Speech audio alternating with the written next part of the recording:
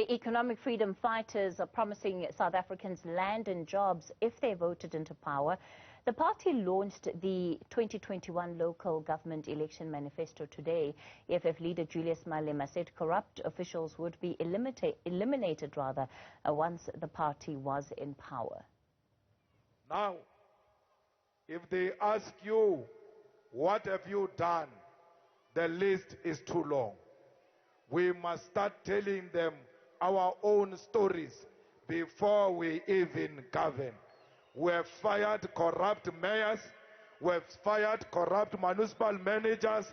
We have fired the corrupt directors. We have fired everyone who was involved in wrongdoing. When we take over, we are going to fire more and place the municipality in the hands of capable and qualified professionals. Well, let's stay then with the EFF's election manifesto launch. The party contested elections for the first time in 2012 and has now become the third biggest party in the country. The EFF, again, as you heard, they're promising to create jobs through direct service delivery to the people and also through the abolition of tenders. We're joined now by the EFF Secretary-General, Marshal Dlamini. Mr. Dlamini, good evening to you, and thank you so much for your time. I suppose in many ways, even though you did not necessarily outright win some of the big metros in the last local government elections, your participation in council has given you an opportunity to really look at what is wrong with local government and why local government is failing. What would you say are some of the biggest lessons, perhaps top 3 of the biggest lessons that the EFF has learned that you would want to change if you were given the opportunity to govern? No, thank you, Kathy, and evening to the viewers at home. The last 5 years definitely has given us an experience. You said initially we contested the first elections in 2012. We're not that old. Our first election contestation was in 2014 with the national and provincial elections. So we have learned a lot, but what is more important is the issue of a non-caring government that has been running these municipalities for the last 25 years. They don't care. They don't even know the streets. They don't know what needs to happen in terms of the budget. We find that some municipalities, the entire budget is just to pay for salaries because there's no proper planning. They don't deliver services. Corruption, it just goes unpunished because it's cadre deployment. They just keep moving municipal managers. You've got municipal managers who now they've been going to the 6 municipalities. They just keep moving. When they've got an issue this side, they get shifted on another side. And also a government that they don't consult people. They are the one who come to people and tell them what are their issues. That's why our manifesto, we said, the People's Manifesto, we had to go and consult because you can't be a government that just go to communities and tell them what are their problems. The communities are people. They've got brains. They know they live in those conditions. They know their problems. So we found that a lot of municipalities, they didn't know what were the issues, even here in Johannesburg. That's why they were part of their budget. They were prioritizing cutting grass in Sentin, while our people, they don't have access to sanitation in Orange Farm. They don't have access to proper roads in Tipsloot and Alex, where they've got no access of even the medical health care, where there were no ambulances, there were no clinics. So you've got a government that got so arrogant that they tell people what are their problems. In the EFF, we listen to the people. That's why in our manifesto, as the leadership was just to realign and type what is on the manifesto, but everything that was there is what our people told us, that this is the government we're looking for, these are the services we're looking for, these are the opportunities, these are our immediate issues when it comes to the issues of land, when it comes to the issues of jobs. That's why our theme is that land and jobs manje, and those issues are immediate. They cannot be postponed anymore. One of the biggest issues is the fact that at a local government level, and the problem is also there nationally, the kind of capacity that we have within the structures of the administration of local government contribute to why it becomes so inefficient, because you simply don't have the right people with the right kind of skills who are in those jobs. But at the same time, there are real challenges in getting the right kind of skills into those jobs. How would the EFF do it? I mean, where are you going to find this capacity of people that are trained and ready for the job and can do better than what we have seen? No, the issue of skills and jobs in most municipalities where we participated, it was a deliberate ploy by the ANC. They put those people intentionally so that they can be able to loot the resources of the state, because we must refuse that South Africans, they don't have that experience. We've seen them, they get overlooked. Even if you look at the way they do interviews and then they select those that are supposed to be leading from technical services, municipal managers, those supposed to be dealing with the issues of finances. You find skilled people and with their CVs thrown in the dustbin because they go and prefer the less skilled one, so that there's going to be issues, because you can only do that with people who are less skilled, who've got no capacity or interest to serve in that position, so that they can still. But people of integrity who have went to school, have got their own experience, they will never compromise with the instruction of a politician, because they know that this is their life. They worked hard to gain this experience. So it's not a main issue that there are no skills. It's a deliberate arrangement that we must go and look for someone who's got nothing to lose. So those people, they don't care, because they know that in the first place, they are not deserving to be running those municipalities. So that's what they've been doing. But a lot of South Africans have went to school. We've got lots of graduates. We've got people with experience who, some of them, they work in the private sector to say, I can come, I was working at a bank at a senior level, I can come and run the CFO in a municipality. But you know that person is not going to compromise her qualifications, certification of being a chartered accountant, because it's not going to take nonsensical instructions from politicians. So they will overlook people like those and go and find their friends that they know that they've got nothing to lose. Their intention is just to follow the mandate of looting the resources of our people. And we're saying that cannot be correct. Of course, in the last elections, the EFF found itself in the minority, especially when it comes to governing in the big metros, and you ended up lending your vote, not wanting to call it coalitions, but effectively you helped to form these coalition governments by lending your vote. What is going to be approach this time around? Look, it was our first time contesting the local government elections in 2016. And the votes that we got there, we managed to hang a number of metros: Johannesburg, Tshwane, Dlamini, Nelson Mandela. And we're clear. That's why we said we're not obsessed about being mayors or anything. We're clear. We said we want first, as an organization, for the first time, let's allow our councillors, let's allow our public representatives to learn.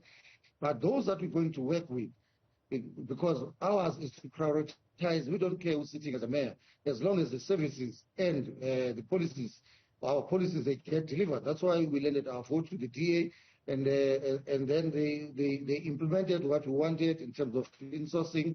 Instead of Johannesburg, instead of Tshwane. In Nelson Mandela, we did the same. When that white boy decided that he thinks he got power, we removed him. So because the priority was our people. But this time around, we're going for everything. We're not thinking of coalition or anything. We're going for everything. We're contesting all the 4,468 wards.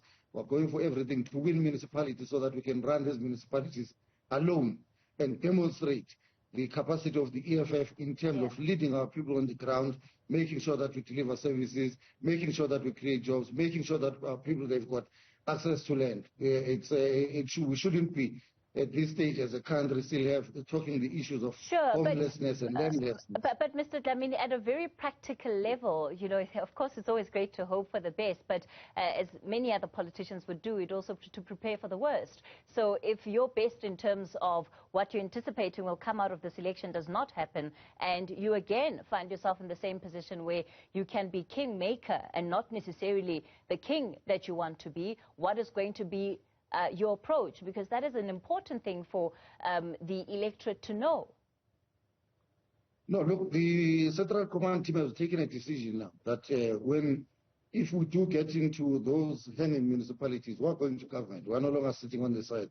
We're going to government. We're going to have EFF mayors. We're going to have EFF members serving in the EXCO. But we're not worried. We are not thinking of those, because the condition before we can even accept any mayor position or to serve in the executive of the municipality, our manifesto, the one that we launched today, it must find expression on those discussions. So that is why we are not.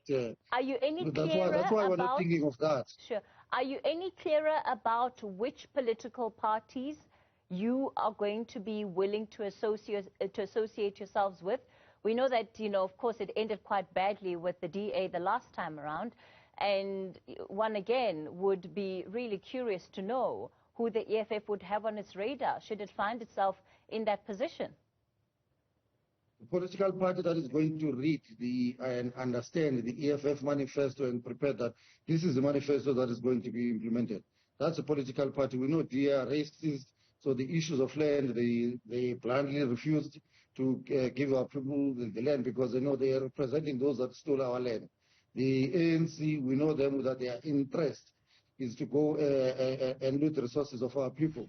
So for whoever that we're going to talk to, either IFP, like it's happening in KZN, or any other political party, the first thing is first, before they even call us for negotiations, they must read and understand our manifesto and know that that is the only agreement we're going to enter into, implementing the policies and the decisions and the resolutions of the manifesto as been adopted today, to say in the next 5 years, everything else that we said must be done in this manifesto, that will be done. If we get a political party saying we've read it, we're prepared to implement it, we're good to go, because ours is for the people and we must respond to the wishes of our people. So are you saying that you've opened the door to work with whichever party you will be looking at the time, but that the DA and the ANC are absolutely off the table?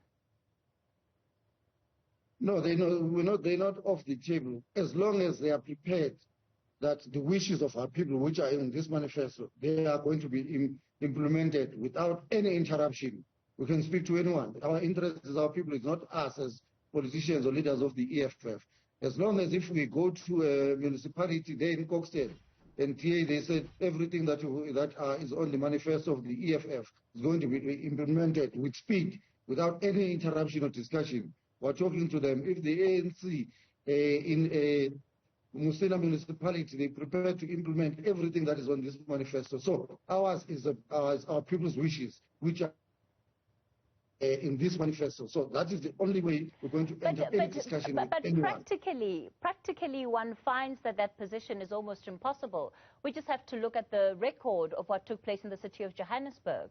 Of course, the EFF had a full list of demands that it wanted, but the reality is that more often than not, politics is a game of concession, and you find yourself having to concede. And so that being the case, because we have a track record to even refer to, what then is going to be your approach in terms of the concessions that you're going to be willing to make and the non-negotiables that are going to stand in as far as the EFF lending its vote is concerned? And I bring this up because this is the conversation, that took place when, again, the EFF was voting with the DA. Yeah, but you remember, Kate, that we never made any concessions. We voted with the DA because on the immediate issues that wanted to be implemented, that were a priority on our manifesto in 2016, it was the issue of insourcing. And DA agreed to that. That's why we voted with them.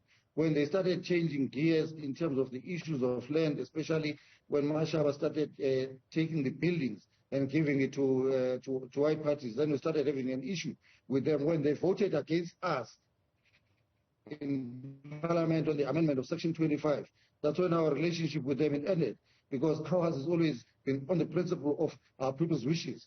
So even this time, and you know that for the last 5 years, if the voters, they say to us, they're giving us a minority, it's a decision of the voters. We're not going to try and be mayors through backdoor. We respect the voters of South Africa. If they say in EFF, we are fine to remain a minority, we'll be a minority and we'll sit on the side. We're not obsessed with positions of anything. We'll sit on the side and make sure that we do our job as opposition and make sure that there are accounts. So we're not prepared to take any concessions.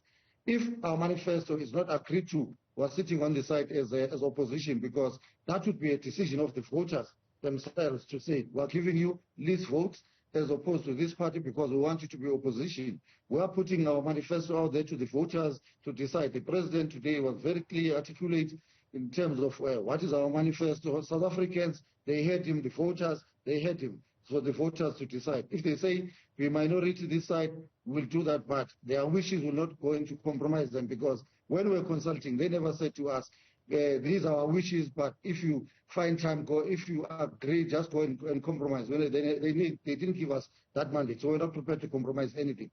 EFF Secretary-General Marshal Dlamini, let's leave it there for tonight.